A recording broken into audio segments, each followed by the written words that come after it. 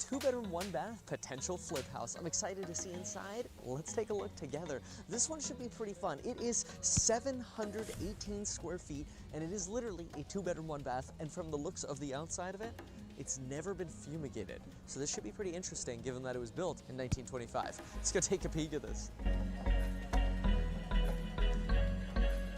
Let's analyze this house noob versus pro style. First things first, you're going to see a lot of this kind of cracking happening by the outside, sort of retaining walls for this patio and around the property. And a noob might look at this and say, oh my gosh, the foundation is screwed. But this is actually poured independent of the foundation. That means they're not related. So this is really a separate issue and not one with this amount of linear footage. Not too worried about. Now, a noob would be concerned that there is a car repair / used car dealership next door. And a pro would be too. A noob looks and sees brick wall and wood paneling. A pro sees 4x8 sheets of paneling. A noob says the square footage is too small. A pro says, not true. In this area, a 680 to 750 square foot house, yeah, it's small, but it's not abnormal for the area here. A noob walks into the kitchen and says, what is that? There's a hole in the ceiling. A pro says, that's called a gravity lift to carry troops and supplies between the ship and... There's a gravity lift that carries troops and supplies between the ship and the... it's a gravity hole. Basically, hot air from your stove rises and goes out of the hole. Best form of ventilation you could ask for in 1925. Meanwhile, the real pro goes over here and says, looks like termites are making their own exit strategy. Me as a real estate investor, I like this property so far. I don't see anything scary about this property. Let's keep looking. It might look scary, but I like this. A noob says there are tops to tin cans on the wall. A pro says those are hole patches. A noob says the kitchen cabinets are original. A pro says, duh, but did you see the galvanized plumbing they've got? Something to keep an eye out for. Is there any copper anywhere else? Or did they use PEX? Because they know about galvanitic corrosion. Is when you connect copper to galvanized iron. Without the proper separation, you get galvanitic corrosion. A noob says there's termite damage at the doors. A pro says, well duh, that's usually where termites go chewing, is exterior surfaces that are easy to access. A noob looks at the original flooring and says, oh my gosh, I have to replace all the flooring. A pro says, I can replace these slaps with other oak. Looks like there's about a 3mm wear layer before I hit the nails. Sounds like I got another sand or two inside of them. Good value in these floors. A noob says there's a stain. A pro says this is a flat roof. This corner needs to be reflashed or re-roofed. And what does immediately a noob think? Mold. And what does a pro think? Don't worry about the mold. Solve the water issue first. Worry about any water damage second. And now a quick intermission by our sponsor, Meet Kevin. Make sure to stay to the end to watch the numbers on this potential deal. And if you haven't yet seen the real estate potential deal by our worry about the roof. And what does immediately a noob think? Mold. And what does a pro think? Don't worry about the mold. Solve the water issue first. Worry about any water damage second. And now a quick intermission by our sponsor, Meet Kevin. Make sure to stay to the end to watch the numbers on this potential deal. And if you haven't yet seen the real estate investing course where we go live and analyze your deals, see this G's really fast that somebody doesn't zap themselves, but really there's no difference between this being exposed like this or being 14-2 in this would have already re-cracked. And so something interesting to know is that anytime you have termites, you'll see things like this one window that's almost completely return up. Add some can lights, very, very good percent. So in this case, I chose a panel. We got to be worth it because I'd pretty much just be working for my commission since I'm representing myself. On the purchase and on the resale, which on purchase that might be like 10 grand, on resale that may be like, you know, $13,000-$14,000 that basically I'm saving or paying myself. And then it's like, oh, I just basically did that to do 2 deals, right? Essentially, that's like 25 grand. I mean, fine, that's a nice worst case scenario, but that's a backup. You're still doing work to find it all and do it all. So yeah, there you have it. So to me, it's a great deal below 350. It's a marginal deal below 375. Anybody that's paying more than that who is wanting to flip it is making a mistake. However, if somebody were not going to flip it and they were going to buy this as a rental, then they could take out the selling costs. They wouldn't have to do as much fix-up. They could probably be into this deal, said and done, fully remodeled and rent ready for somewhere around $475,000 all in. And they'd have a property that's probably worth around $550,000 So they'd immediately have that $75,000 of equity, and they'd be able to turn it into a rental. Now, cash flow in terms of this size, I'm gonna leave that one up for a different video. Stay tuned, folks. Thank you so much for watching this Noob vs. Pro Expose on a potential flip.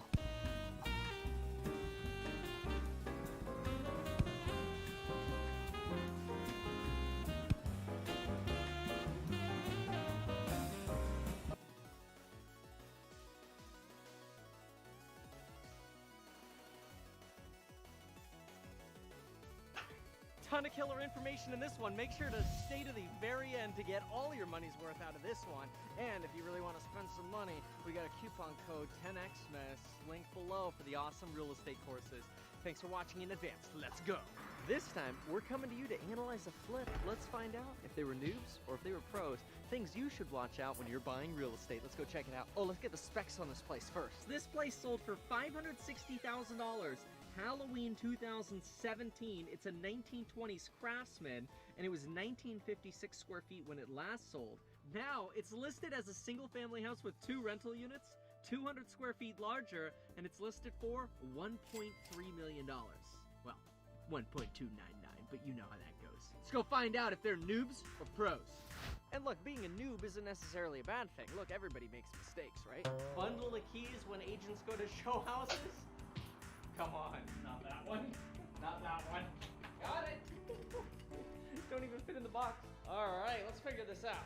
Extra pro tip on stuff like this, I like to lock the door behind me. It's just so weird when you're in busy areas and people think it's, oh, I thought it was an open house, and they just walk in behind you. Come on, what made you think it was an open house? First things first, let's turn the lights on. That's the light for outside. I have no idea how to turn this light on. Just the first light that you get when you come in. There we go, okay. So not uncommon with a 1920s Craftsman, they left the original wood windows. The problem is when they're painted like this, they're usually very difficult to operate. So the trick is not painting the tracks where the wood is, because there's no lock on this, but the paint is locking it right now. Somebody's coming up. Oh my. How's it going? How are you? Good. Kevin? Yeah, Kevin, what's up? I'm Christian. Yeah, the dude literally just tried walking in. I opened the door, cracked it open, and I put my foot behind the door to sort of stop it, and he just steps in and I'm like, no, no, no, sorry. Like, no, not happening. Pulleys are there, no locks in place. They're literally all painted shut. But the reason they do this on these older properties is because if you pull permits for a renovation like this, you better not replace these windows with dual pane windows unless you go through the historical guidelines and you get like the special dual pane windows they want, basically the wood dual pane windows, which are like 5 times the cost. Okay, maybe not that much, but it sounds better, right? Doors, dig the style. I dig that they went with the 2-panel Craftsman and this bronzed hardware. These look like Baldwins, Schlags, that's fine too. Very nice, but noob mistake, as I open this door, just little things to check. It ain't that hard. I love the style idea, really like that. Something like that probably just didn't come up when they double checked the work. You know, people come, they check on doors, and they go, all right, nice, looks good, opens and closes nice. Right, but does it open all the way? What is this? This is odd. So we have this sort of side door here, but there's no handle. And that's just odd to me. Just a pro tip, install your thresholds after, so you can actually put the flooring under it. But you see the whole door jamb is actually about an inch below this, which is probably why we're seeing the rubbing on this door. Because, well, they just threw this flooring on top of the subfloor that was here. Oh, man. So something like this kind of bothers me. So look at this. This is such a beautiful tile. I mean, this is expensive. It might not be your taste. It's more custom. People are trying to make statements these days. But so, like, this is expensive. They're not cheap. I always like to look for lips or kind of here for loose tiles. It's not too bad. They did a pretty dang good job on the tiling here. But the first thing that catches your eye when you walk into the bathroom isn't the tiling. It's this sort of molding that they tried to sort of bondo and touch up, but now it looks like it has, like, leather skin. I don't know, maybe they were trying to match the glass or something, but it would be easy to replace this molding to make it look nice, like this door. This door is beautiful. Also, I like the shower. They did a nice little shower box over here. This is nicely done. Yeah, nice glass. This is good. Now, here's something very common with flippers. I'm not going to call this noob versus pro, but flippers like cosmetics. So check this out. You see this drain right here? See that rust happening underneath? Yeah, they didn't replace the flip. Not a surprise. Remember, flips are all about cosmetics. I don't blame them on this. Yes, bathrooms are usually on 20 amp circuits, but you don't need the 20 amp plug for this. Overkill. I actually love when I find spare building material because you can see the stuff they're using. This is a good sign that they use caulking spacers, and other people might switch that stuff. Here's another thing I just don't understand about flippers. People, when they see a flip, they are suspicious of the system. They're suspicious that things might not work. Watch this.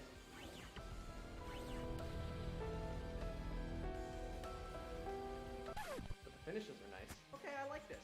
So this is nice. You know, they went with the sort of modern brass hardware in here. Nice, soft close, shaker style. They put the crown on top. Very, very nice. Very positive crown on top right now. You know, it's not vented to the outside. I can give them a pass. Obviously, I would have recommended putting the fixtures on that, but whatever. That's not that bad. If you are going to do a range that has the front controls like this, it's really important to backsplash the back here because it just doesn't finish otherwise. Dishwasher's alright. Some shit. Kind of rocks left and right a little bit. Might get annoying. Looks pretty clean. Looks like we put new copper in, but I did not see any wiring going to the garbage disposal. Actually, I think they forgot a switch for the garbage disposal. This is why I say you should plan your flips and renovations out well in advance and think about everything before you start work, because now that's a pain in the butt. You know, downtown you get stuff like this. Look how beautiful this is. You can almost see the ocean out there. You can see your neighbors out on their patio. I mean, I get it, not for everybody, right? Because you're like, wait a minute, I've paid this much, and you know, I see a lot of telephone lines, but you know, that's kind of the nature of these older downtown areas. But love the view of the ocean-ish back there. Now you can't see me anymore, and that's, come on, we all know that. I actually think they did a nice job.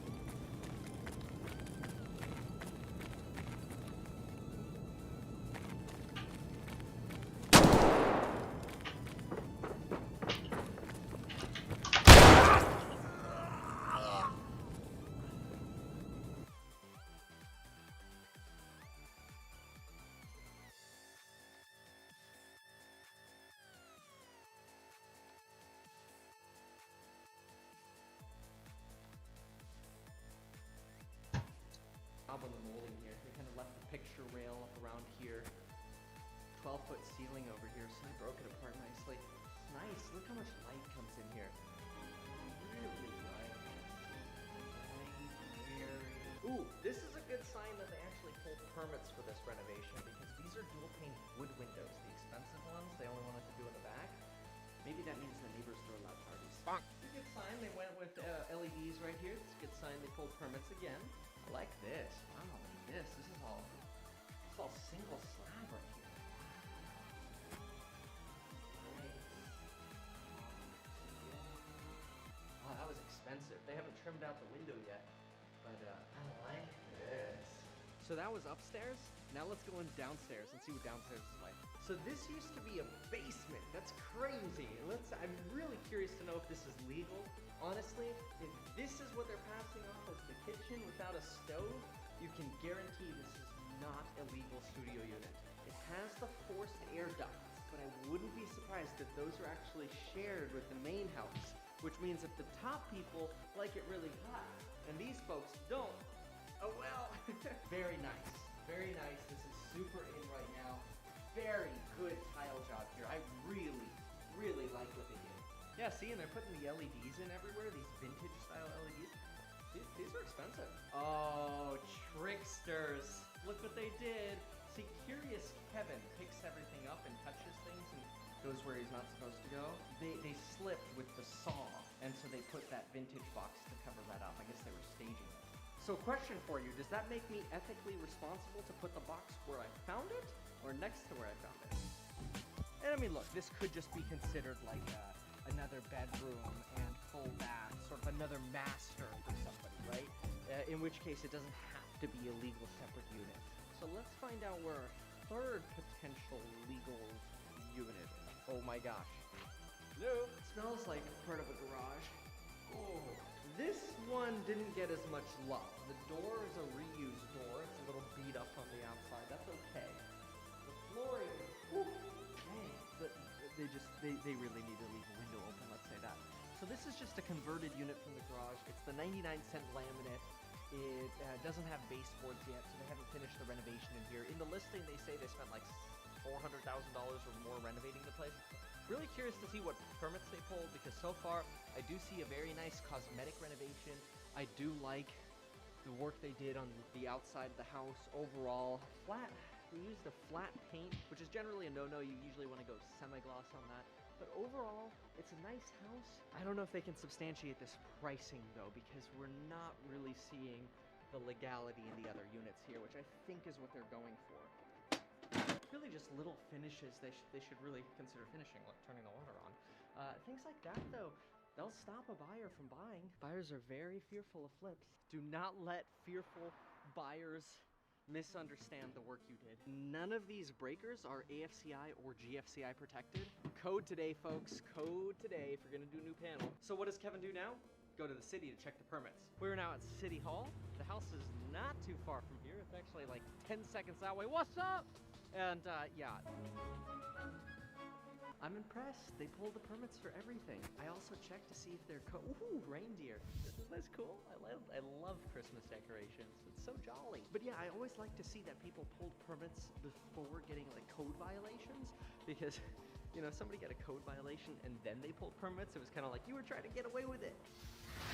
If you're an investor in real estate, I personally recommend you pull permits, especially if you're gonna try to have additional dwelling units, huge, or adding new square footage, massive importance to pull permits. Also, think about the rental liability that you run into if you don't pull permits. If you don't pull permits and then you get a bad tenant, like an eviction tenant or whatever, what's one of the first things attorneys like to suggest to tenants when tenants are getting evicted and the attorneys are representing the tenants getting evicted? Hey, well, has the landlord done everything to code and legally? You know, are they a legitimate landlord? And the tenant goes down to the city and oh my gosh, they didn't pull permits for any of the work in the place. They don't have smoke detectors, they don't have this. All of a sudden it makes you look like a noob property manager or noob landlord. Now look, I get it. There's so much of a motivation to not pull permits because it's expensive, it's a headache to deal with. Look, people are like, it's on the inside, the city ain't gonna know about it, I'm doing stuff without a permit. That's fine, but you have to evaluate the risk you're taking with tenant liability, because what do we always talk about on this channel? Making money with tenants. Oh yeah, and remember, if you don't yet follow me on the Instagram, make sure to follow me at @MeKevin. So now that's a little bit of information on permits, but what about flips? Look, if you're buying a flip, first thing I recommend doing is seeing, did they pull permits? Because now you do have that third-party vendor coming in. They got away with that panel by saying they were gonna relocate it, so that might have been the loophole as to why they were able to not upgrade it as much as it should have been for a new panel. But hey, good for them, that's okay, I'm all right with that. So overall, I'm actually pretty comfortable with this house, and they did it well. Which, I mean, that's another new mistake, is let's say you did all this work in 90 days, and you didn't pull any permits, nobody's gonna believe you. Now look, should they have the water on? Yeah, but you know, maybe they're still in the middle of doing a repair or something like that garbage disposal, so I'll give them a pass on that. But think about the impression it makes to buyers when stuff like that happens. You have to be super careful of that, especially on flips, because people are looking for you to trip up on flips. Now let's get some coffee. Now what other lesson do we have? Well look, if you're an investor, be careful flipping right now. It's not the flipping environment. I spent a lot of time last night thinking about, golly, where is the right place to buy real estate? Right now it's one of those things where I'm like, gosh, you know, it's tough because you really, really want to insulate yourself with basically only good deals right now. I mean, that should always be your case. So much of me wants to get on that scale and make a joke, but what if it's like a mine? Anyway, let me give you a quick little thought on my thoughts as far as where to invest right now. I don't think it's big units. Mostly because every big unit apartment deal I see right now is getting multiple offers, selling for way over the asking price, and the numbers just don't make sense anymore. Now, in some cases they still make sense, but when they make sense you have to be careful, because sometimes you have to go collect rent with a gun. You know, people come to me in the real estate investing course and they're like, hey, what about this one? This one's penciling out at like a 14% cap rate, and I'm like, let me do the numbers. And I do the numbers, I go, oh my gosh, it really is. And then I'm like, wait a minute, where is this? So keep that stuff in mind. To me, there's still a play to be had in single families. It's very hard to turn single families into a partnership or a fund though. Very frustrating. If anybody has any ideas on how to turn single families into a fund, like a Meet Kevin Capital, let me know. But yeah, I mean, in the meantime, I'm keeping my eyes open for January, because I think January is gonna be buy time. So stay tuned, let's see what happens. Thanks for watching.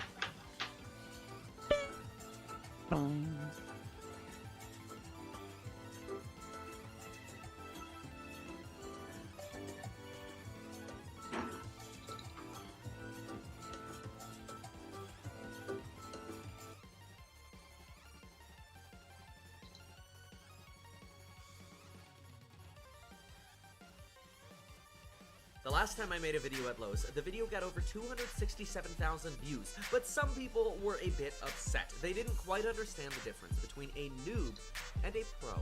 So today, I brought Lauren, a pro, to help me. Except for clarity, today we're going to do Slumlord versus not. And if you're living in your own house or thinking about buying your own house, remember, you should want to turn it into a rental in the future and follow these principles. It's your retirement. Lauren's a professional property manager and does staging. She handles all of our rental properties, and well, she's gonna clarify whether or not I was being a slumlord or not, so hop to it. So last time at Lowe's, we started here in the hardwood section, and I said, hey, you know what, a lot of people, they're like, oh, well, I want this $3.50 hardwood floor, I want this hardscape chestnut hickory, or I want this $4.28, you know, bamboo in my house, and all these expensive things, or they want porcelain tile. And I suggested maybe there are better options. The noobs be like, I need some hardwood floor because I'm gonna have more wear layers and I'm gonna be able to sand it down. The pros be like, I'm gonna get this luxury vinyl plank that's waterproof, scratch resistant, and it's only $1.98. I probably get some coupons on it too. So I think as a general statement for really anything when you're dealing with a rental, you have to consider it's rental grade. So you're dealing with flooring, bathrooms, kitchens, whatever it may be. There are 3 levels in my mind of what you should ideally look for in renovating your property to be rental grade. There is the below section of rental grade, which is your slumlord. And you do not want to be that, because you don't want to advertise that to people, and then good tenants will look at your property and think like, ooh, they did not do a good job at renovating, they chose cheap quality crap, and I don't want to rent from them because I'm a good tenant and I would rather have something better. There is the sweet spot, which is a very thin little sliver of a section where it's, you have something that is rental grade, but it is in and popular and also makes functional sense. And then really anything above that, you're over improving and it's not beneficial to you. So don't do that either. So there's this tiny little sliver of a sweet spot that you want to strive towards. And you know, keep in mind, every time you spend $1, you're hoping to at least get like hopefully $2 back with your rental. So keep that in mind when you're looking around Lowe's and how you want to renovate your property, because you don't want to over improve and you also don't want to be a slumlord. There's a really, really good sweet spot that you have to strive towards. Just for perspective, an all-in cost on hardwood floor material and install in California with a contractor doing a great job, you're probably somewhere between $10 to $14 per foot. You take a porcelain tile like this, where the labor is even more intensive, you can go between $10 to $14 per foot. The material on this can be a little bit cheaper. Obviously, the benefit of the porcelain is it tends to last a little longer, but it's not as in anymore. What do you think, Lauren? These days, I'm honestly kind of against it. It's funny because I remember when we bought our first house, I thought after we had already installed our flooring, I'm like, why didn't we do the porcelain? That would have made so much more sense. But the luxury vinyl wasn't an in thing back then, and I thought this porcelain stuff makes a lot of sense, and you know, you can just wear and tear it as much as you want. It's indestructible and it's great. But now I think it's kind of out, and I think that the luxury vinyl almost looks more wood-like than even the porcelain. You're not dealing with those grout lines anymore Yeah, either. yeah. And the labor is significantly less expensive. Yeah, that too. So Lauren, over here, here's some $3.69 luxury vinyl planks. I mean, these look pretty good. What do you think about these? It's just unnecessary. I mean, you can really find a good quality looking and good color for $2 to $2.50. You don't need to overspend. This is an example of something that would be slumlord. This is $1.68 per square foot, and it's an outdated color. That's just the bottom line. To me, as somebody that knows a lot about design, I would say that this would be a good sweet spot. This is $2.48, good color. Well, then if you couple that with the tricks that I use to get 15 to 17% off my products when I buy at Lowe's, Lowe's becomes a really good place to shop. Obviously, sometimes there are times you want to go shop at a contractor warehouse, but check out the real estate investing course because I talk about exactly how to set up your discount plan with Lowe's. And you can also use some of these tricks for Home Depot as well, or other contracting companies that might be local to you. And remember, you can get 22% off until September 30th. All of the courses and the All of the in-person events. Use coupon code 10XTheFed. Now, Lauren, before I ask you about carpet, I want to know what you think about this. Sometimes when we have a plumbing repair that we have to do in a kitchen, under, let's say, a kitchen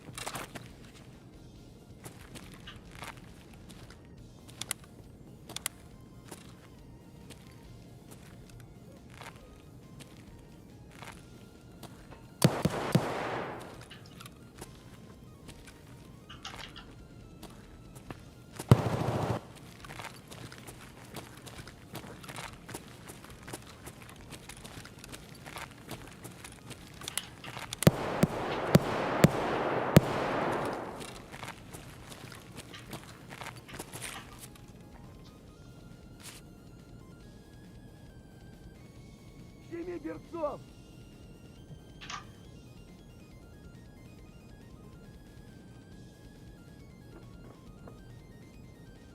Гнида.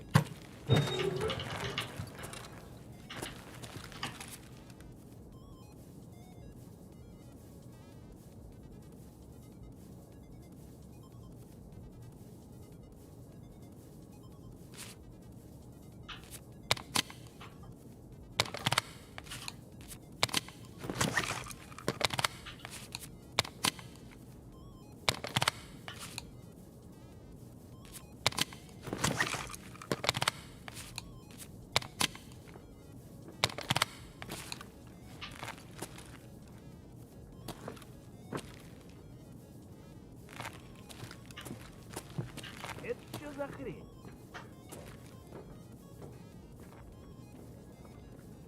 Хуярь медведя! Ёпра, разумею. Все отбили на.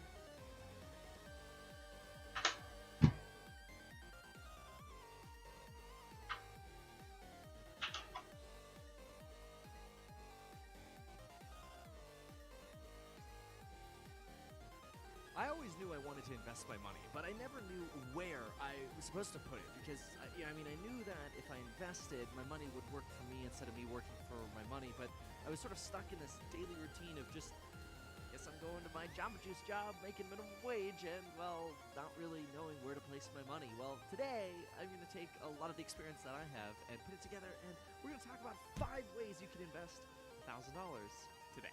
Number 1. Start a Matterport 3D scanning business.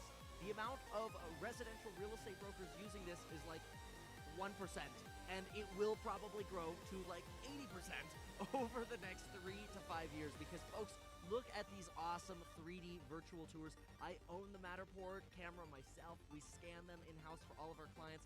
These are amazing ways to scan properties very easily for clients, create 2D floor plans, and very quickly be able to sell properties to people out of the area and give them a really good feel for the property.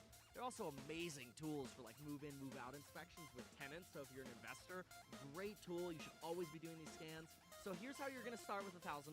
You're going to print up some very cheap business cards from Vistaprint or wherever you want to get your business cards. You're going to rent the Matterport setup, and then you're going to spend your weekends, your Saturdays,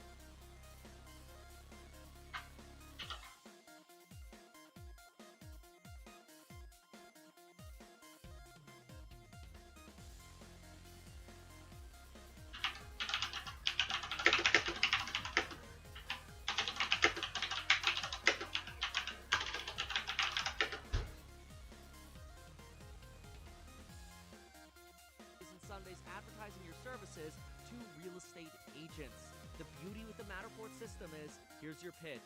Agents, how would you like for, whether you want to charge $300, $400, $500, how would you...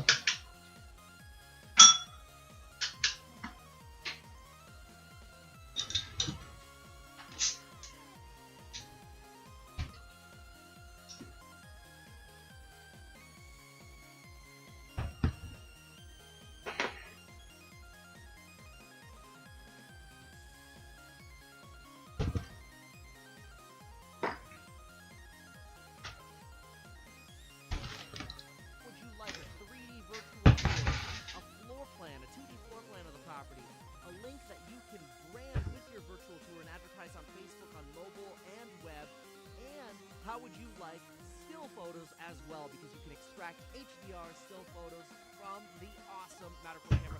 This is not sponsored. I just think the Matterport is super underused. And for the people that are in my real estate investing course or my real estate agent course, you'll find that I talk a lot about the functionality of the Matterport tool. Again, for investing, great way to advertise your rentals or do move-in, move-out inspections. And as agents, amazing, crucial ways to differentiate yourself from the competition. So now, for those of you looking to invest $1,000, what a great business plan with very, very few people doing it, or the people doing it charging very high package fees. It is an industry ready to be disrupted with less expensive fees. Great way for you to start. Number 2. Learn to code. I was working for $8 an hour like crazy at Jamba Juice, got a raise to $8.10 an hour.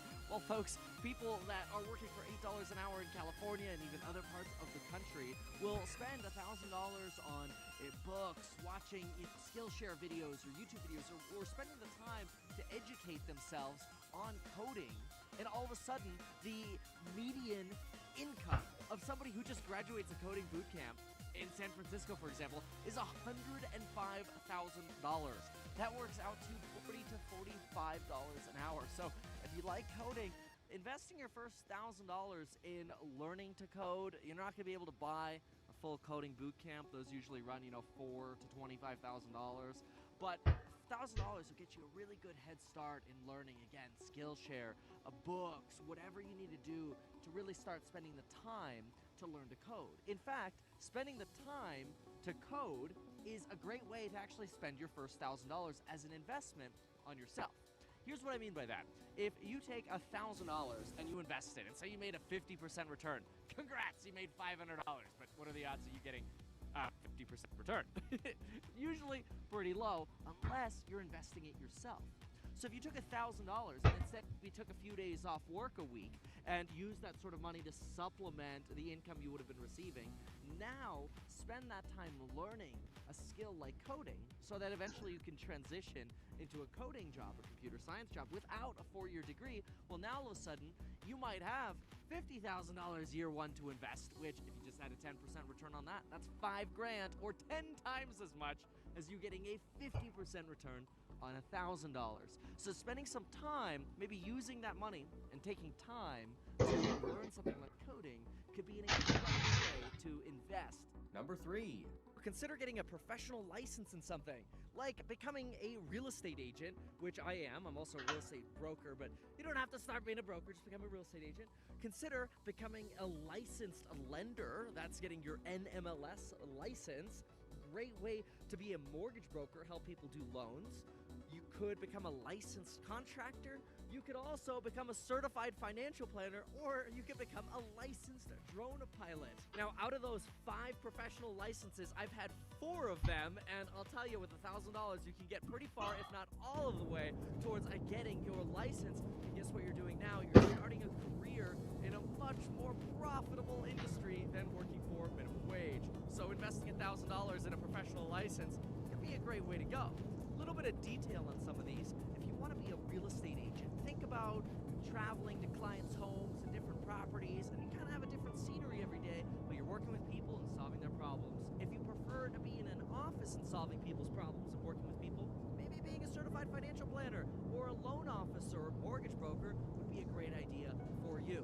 If you're a handy person, maybe consider actually getting your license, and now instead of working for $25 an hour or $20 an hour as a handyman, you can start working for $40 to $70 an hour as a licensed contractor. If you're into photography and sort of working on your own, being a drone pilot, a licensed drone pilot will unlock a lot of commercial opportunities for you. So consider becoming a certified FAA drone pilot. Number 4, look, you've probably heard this in every single what to do with $1,000 video before, but it is something that is truly empowering, and I'm going to take it to the next level. You should really invest in yourself, and the best way, in my opinion, to do that is if you have a special niche that you really want to focus in on, find a high-quality course to help you.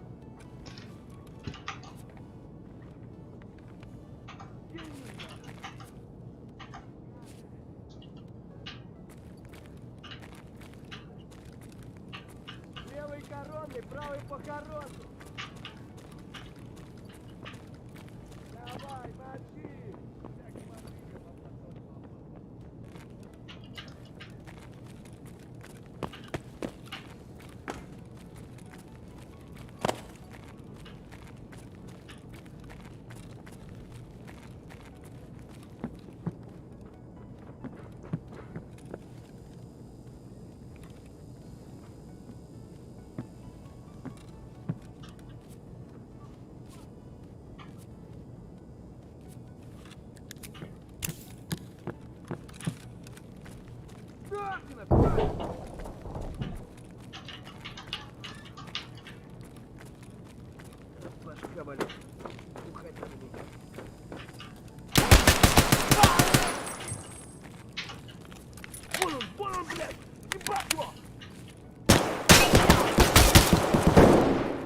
Коня, черный плащ!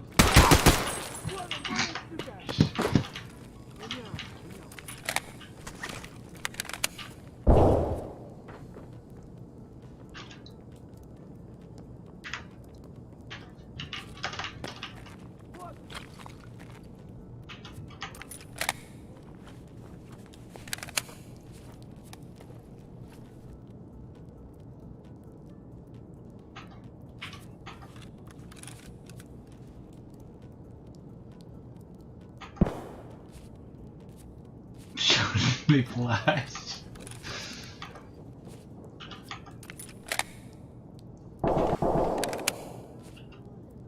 Да хули, блядь.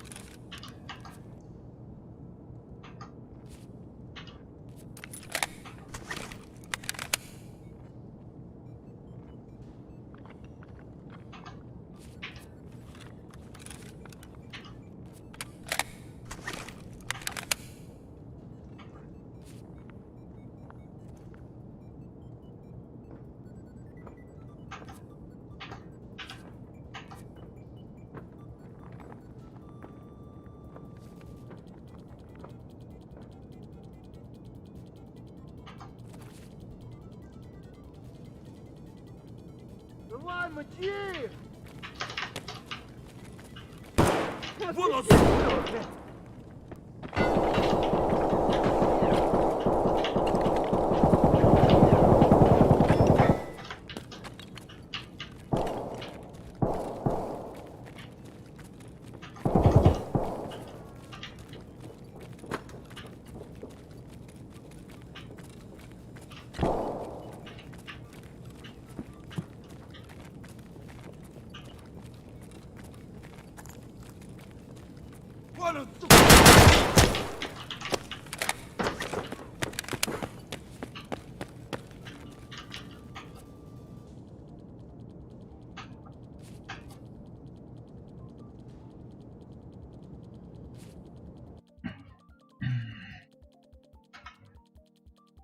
You don't have to buy my course. You could find a high quality course somewhere else. Find a high quality course to get into. And the next, like my next most favorite thing to do is when I go on jogs or runs or whatever, or work out at the gym, which sadly is somewhat rare. I love listening to audiobooks. You can check out my Amazon link in the description below. That'll show you all the books that I love listening to or have listened to. Reading is a little bit tougher for me. It takes a lot more time. I do try to do that in the morning, so obviously buying regular books is great as well. But audiobooks, I'll tell you, there's something to just having it playing while you're on a run and your mind is just soaking up the information on business or finance or psychology. Some of my favorite topics, obviously, you can educate yourself in anything you'd like. Coding boot camps, app development, wherever you want to go, business dev to fund your Matterport business. You know, you can spend $1,000 combining multiple various arenas here, and you know, I think you'll get a lot of success and wealth out of knowledge. I know that sounds very Tai Lopez-y, but I did meet Tai Lopez, and I actually had a very positive impression of him. Okay, folks, number 5 way to invest another $1,000. Well, great recommendation for you. Sometimes you just need to realize that if you're in a region where you've got a declining population, not a lot of business opportunities, maybe you just need to pack up and move. And so another recommendation would be just get up, move, go somewhere to a new location, build shop wherever you're going, and get started. Now make sure to like and subscribe because you know what? I try to do everything I can to provide a lot of great knowledge to you folks. Really appreciate your support out here, and join me in the pre-100K crowd. Thanks, folks. See you later. Oh, follow me on Instagram. Ugh!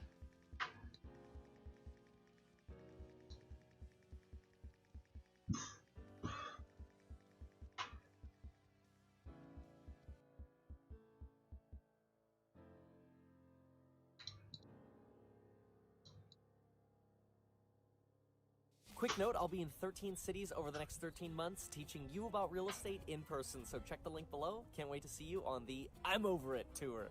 In my trunk, I'm going to show you something that could make you over $269,000 in the first year you use this. So here it is. No, it's not rifle case number 1. No, it's not rifle case number 2. It's actually this little box right here. And this box, if you open it 300 times over the next 12 months, you could stand to make over $269,000. Let's talk. So I made a video on how to invest $1,000, and the first suggestion was this. And I got flooded with your questions on how exactly I would recommend setting up a 3D 360-degree Matterport business. That is a business related around the technology in this box right here. Now, let me just give you a little bit of background. I'm a real estate broker, been a real estate broker for 10 years. I bought the Matterport system. I'm not affiliated with the company at all. I just bought it as a real estate broker back in 2016, and I've absolutely fallen in love with it to where I think every real estate agent in the future will be using this technology. Most of them probably won't buy it. Most of them will be looking for somebody to hire to do the service for them. So now what I'm going to do in this video is I'm going to tell you a little bit about the pitch as to why I like using this and why I think you can create a business out of the Matterport camera and some extra services. And then I'm going to tell you exactly how to set up the business and where to get leads. There's one thing real estate agents and property managers want more than anything: less actual physical appointments and more commissions and more money. Doesn't that make sense? Everybody wants to do less and make more money. Well, the Matterport camera does exactly that. Here's how it does that, and consider this as your business pitch. As a real estate agent, when I utilize the 3D scan of the Matterport tour, which you can see a 3D sample of this house on screen now, and you'll see how you can walk around the house yourself. You can look up at the ceiling, you can look at the fan, and you'll notice that when you actually look at the fan, it's the same as what you see in the scan. You can walk through, and now all of a sudden you start internalizing, oh, I can imagine how real estate agents might use this. But let me give you some specific examples as to how I've made really good use out of the Matterport technology. First things first, I can sell a fixer-upper house to basically an international community now. People don't have to come out to see all of the floor plan and the layout and the flow of the house. They can see that through a 3D tour. Now, I always recommend seeing real estate before actually buying it or closing it.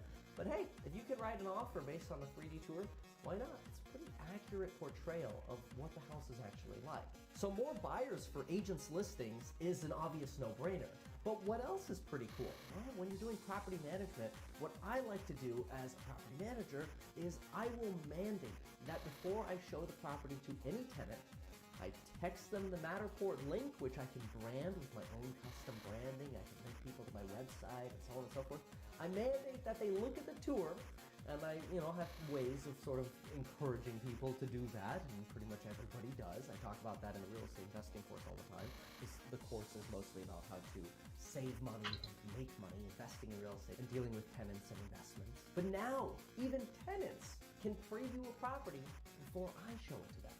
And now you might be thinking to yourself, oh, well, Kevin, don't you want to be there and point out things to them and tell them oh, well, did you know that this heater was new? Well, I can. The way I can do that is there's something really cool called Matter Tags. Matter Tags let me put little pinpoints on different objects of the house, and I can actually say whatever I want. And a buyer can do this all from their couch at night while they're watching Netflix or pretending to watch Netflix. Another thing I like to use it for, contractors. Before and after tours, I get to document what contractors are doing. If I'm out of town, somebody can do a scan for me. I can get an update on what the contractor's doing.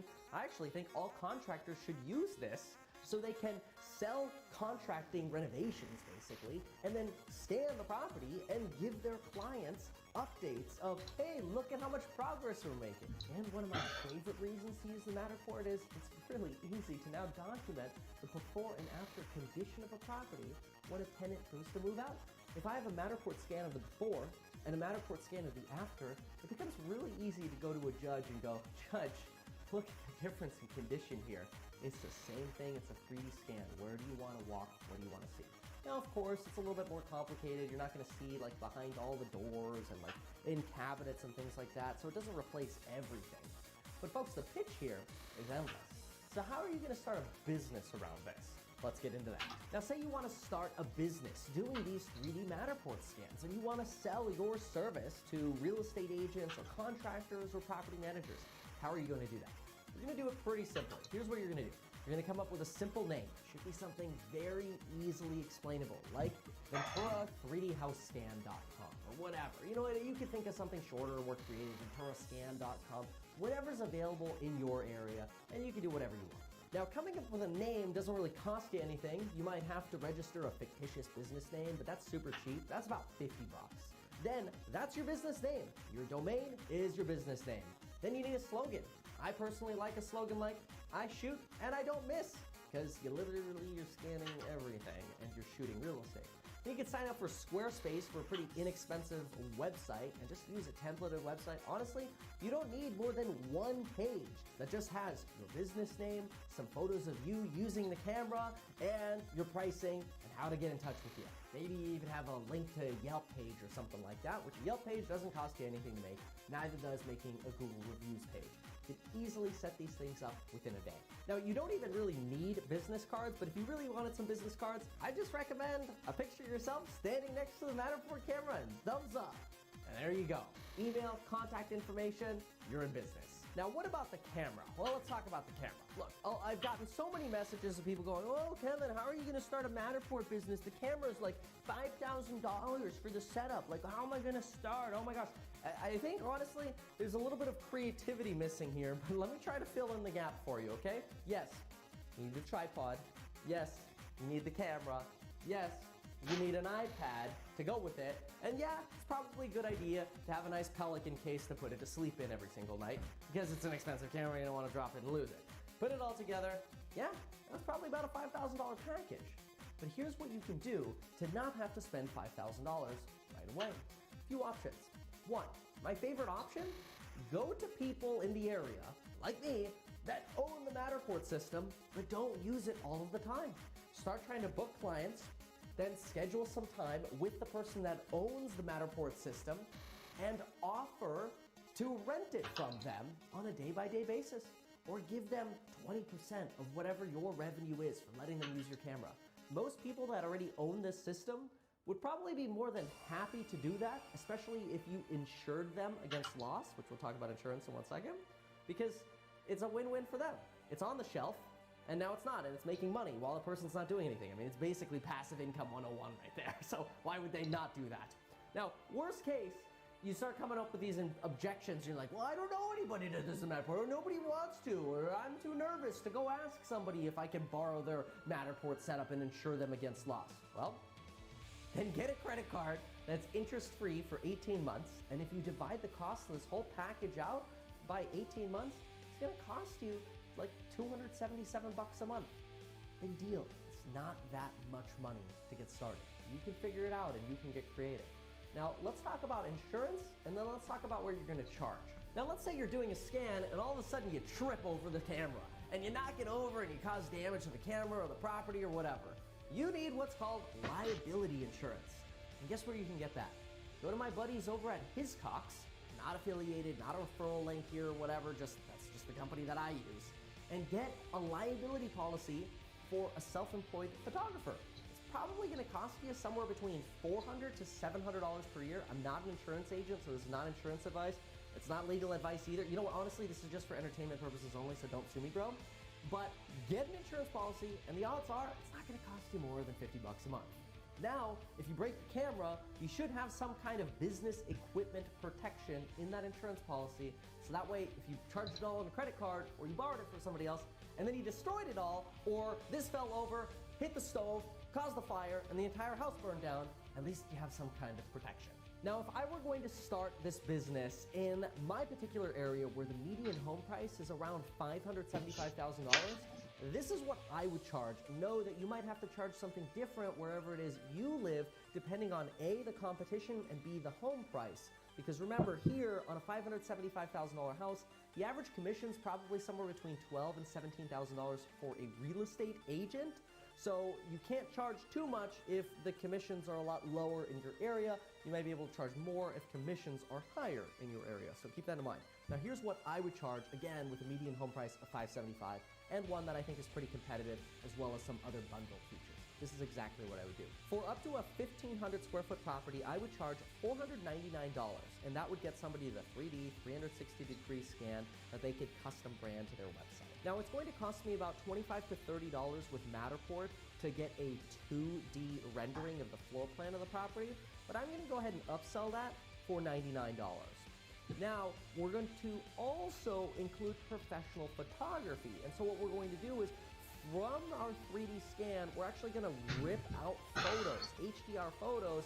We'll do some light retouching on these, which if you want somebody to follow on how to retouch photos, follow this guy, Photos Surge. It's awesome, and he'll teach you all you need to know about touching up interior photos. For that part, you'll charge, say, $299. Then, for every additional 500 square feet, you could have a little add-on budget, say an extra $150 for every extra 500 square feet that you have to scan. And you do everything sort of in little 500 square foot packages or tiers. Then, if you have one, this is another investment, but if you have one, I'd probably bundle this in as well. I would include drone shots for $199, get some drone shots, maybe even a little drone 6-second clip of the drone flying up to the property. I wouldn't offer any kind of like video editing or you're gonna create a movie. It just takes way too much time. Just give them a quick little clip they could put on their Instagram or whatever they wanna do. And maybe you throw a text over it or whatever. I charge $199 for that. And then I would hook up with a title company like Fidelity Title or Chicago, and I'd get them to give me access to how I could get lot lines on properties. And I'd upsell another package for $175. I have to be really careful with this one. A lot of liability could be in this. But I'd offer to overlay lot lines for the property based on whatever maps I got from the title companies. Obviously, you should probably have a disclaimer on that is not guaranteed. It is just a guess based on title records. So have your disclosures, make sure you have the proper insurance for that as well. Talk to your insurance rep. So now all of that's going to add up to a package value of $1,271. But come on, everybody likes a discount. So what are you gonna do? You're gonna sell the entire package for $899. Now what is the business aspect here? Well, realistically, to actually do the scan, do the drone shots, do the video clip, pull the HDR photos, and maybe you even offer an extra service like adding the little matter tags. Maybe you even charge extra $50 or whatever to do the matter tags or whatever.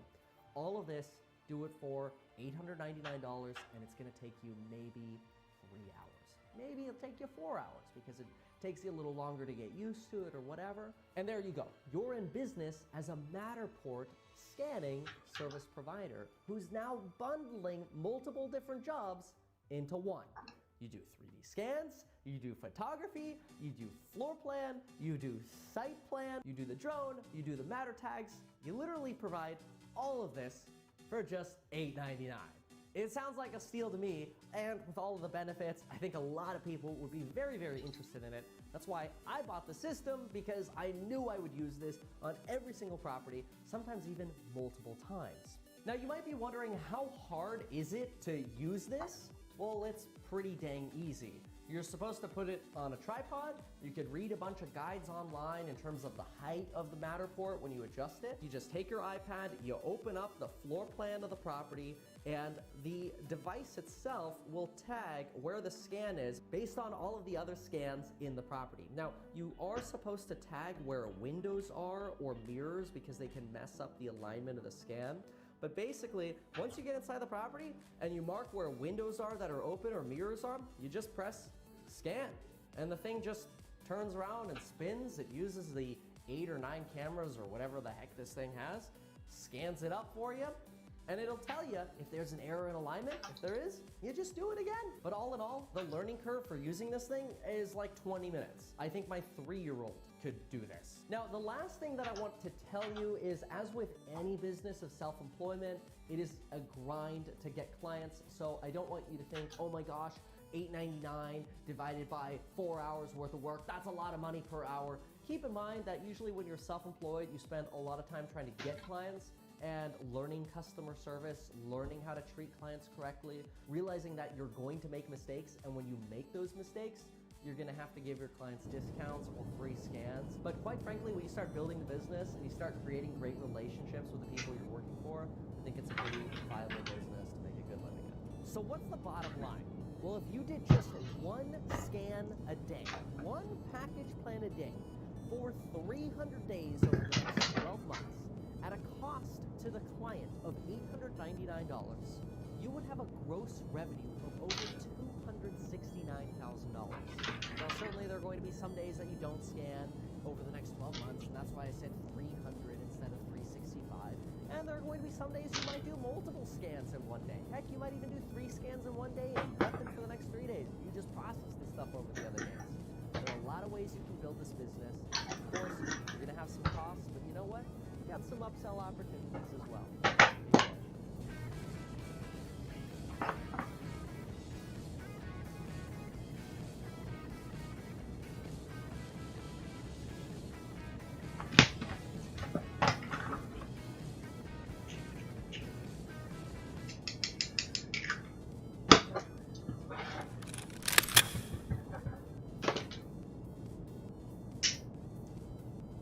$18 per month for this HOA.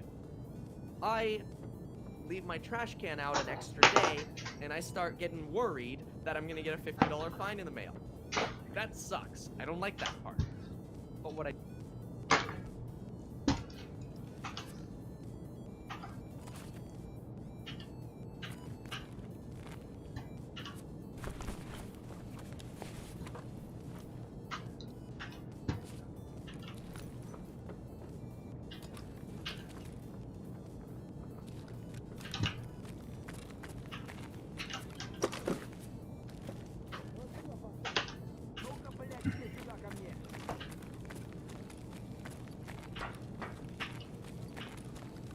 А вот тут друган мой бывал точно. Понятно?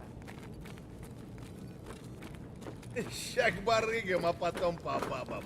Ну что, неплохой день, господа. Ща к барыгам, а потом Это по что бабам. за хрень?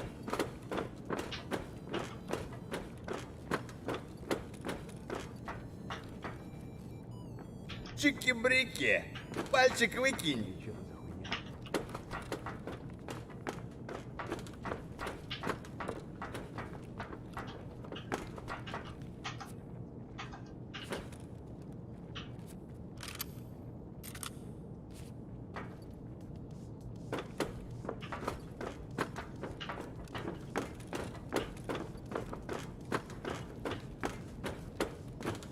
Буду бить аккуратно, но сильно.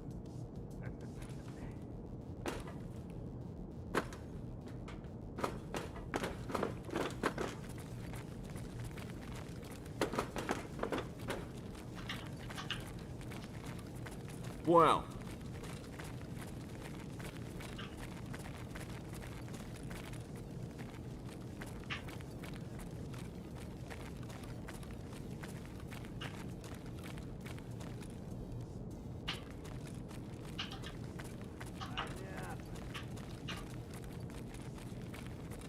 Интересно, до скольки сегодня скупщик работает? Ну чё, попадос вам тут всем залетные.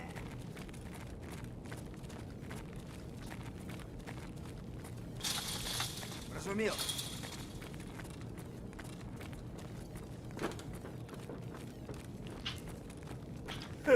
Вышел, блин, за хлебушком.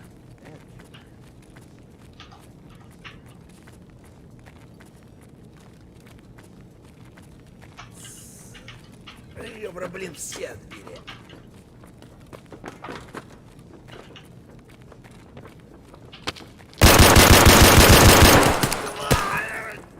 Чего, блядь?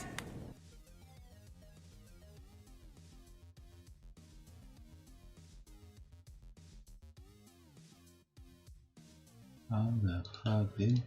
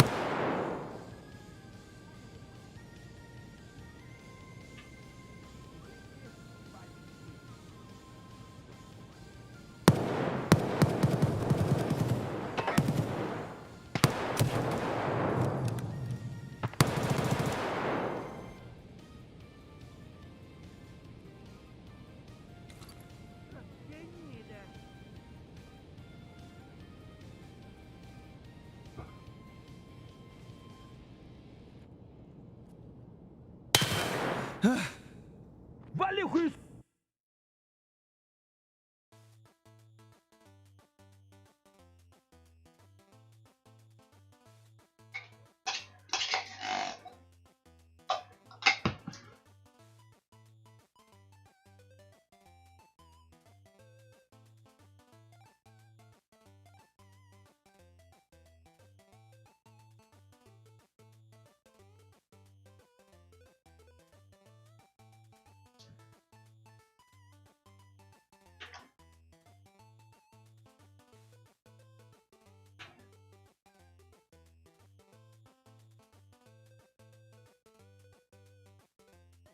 I don't like this game. No, no, no. I don't.